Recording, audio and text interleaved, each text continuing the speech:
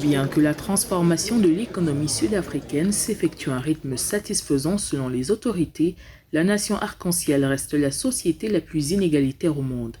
C'est ce qui ressort du sommet annuel de 2 jours du Black Business Council qui s'est penché sur les instruments politiques et législatifs qui affectent la transformation socio-économique globale et la croissance inclusive du pays. Dans un contexte où le PIB devrait atteindre 401 milliards de dollars en 2024, le président Cyril Ramaphosa a invité les citoyens afrodescendants à oser le pari de l'entrepreneuriat. The Black Industrialist Program that we initiated in 2016. Le programme de soutien aux industriels noirs que nous avons lancé en 2016 avait un objectif initial de 1000 industriels noirs à soutenir et à développer. Aujourd'hui, en 2024, nous avons plus de 1700 entreprises détenues et gérées par des Noirs dans un certain nombre de secteurs de notre économie qui ont bénéficié de ce programme.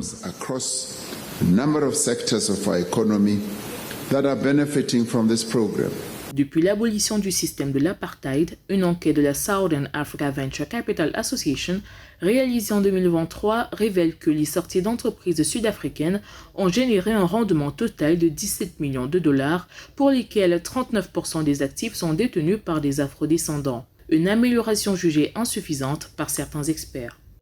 Who represents and speak for South Africans today? Qui représente et parle au nom des Sud-Africains aujourd'hui?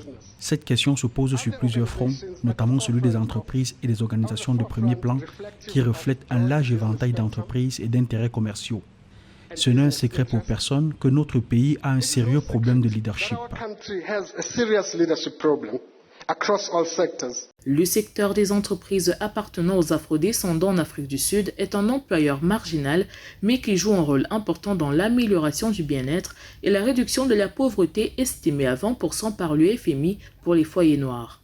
Le défi auquel fait face l'Afrique du Sud est celui d'élaborer un cadre institutionnel qui donne aux entreprises appartenant aux Noirs un accès plus large aux services financiers, de formation et d'assistance technique.